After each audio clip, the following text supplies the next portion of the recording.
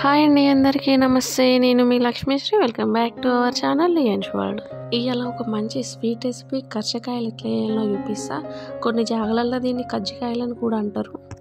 So ఇప్పుడు అవి ఎట్లా చేయాలో చూసేద్దాం. ముందుగా పల్లీలను మంచిగా మీడియం ఫ్లేమ్ పెట్టేసి మంచిగా దోరగా ఫ్రై చేసుకొని పౌడర్ చేసుకోవాలి. మరి ఫైన్ పౌడర్ చేయొద్దు, కొంచెం కచ్చపచ్చా ఉంటే పళ్ళ కింద మంచిగా తాకుతుంది మనకి. ఇప్పుడు పుట్నాలను తీసుకొని సేమ్ వేయించి పౌడర్ చేసేయాలి. దీన్ని కూడా కచ్చపచ్చగానే గ్రైండ్ చేసుకోవాలి. సేమ్ పల్లీల పౌడర్ ఏది లేక తీసుకున్నామో ఆ గిన్నెలోకి దీన్ని తీసుకోవాలి. ఇప్పుడు టేస్ట్కి తగినంత తీయగా కావాలనుకుంటే తీయగా, సప్పగా కావాలనుకుంటే సప్పగా, మన టేస్ట్కి తగినట్టు చక్కెరని కూడా పౌడర్ చేసుకోవాలి.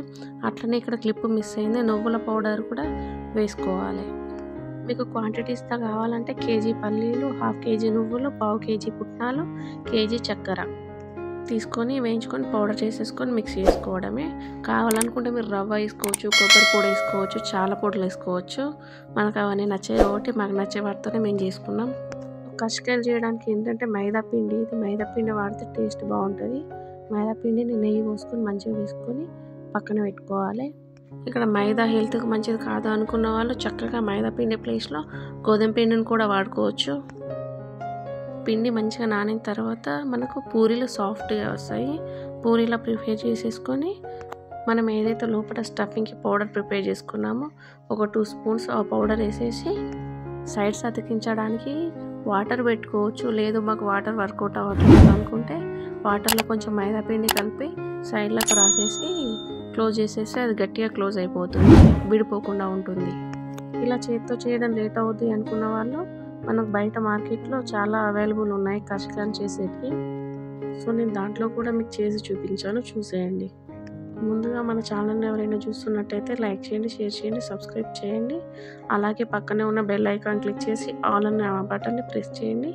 ఏ వీడియో అప్లోడ్ చేసినా మీకైతే నోటిఫికేషన్ వస్తుంది. మరిన్ని మంచి వీడియోస్ కోసం మన ఛానల్కి వెళ్ళి చూసేయండి. వీడియో చూసి సర్దుకుపోకుండా మీకు ఏమనిపించిందో కామెంట్లో సర్దేయండి.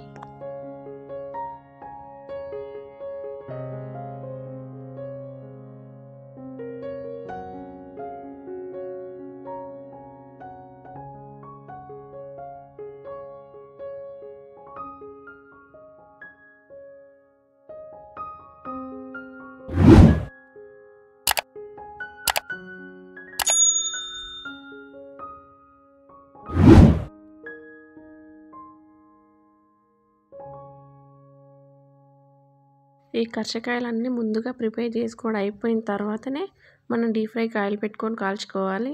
జస్ట్ మనం చేయడానికి గంట టైం పడితే ఒక 10 నిమిషాలలో మనం కజ్జికాయలన్నీ కాల్చేయచ్చు. అంత త్వరగా అయిపోతుంది.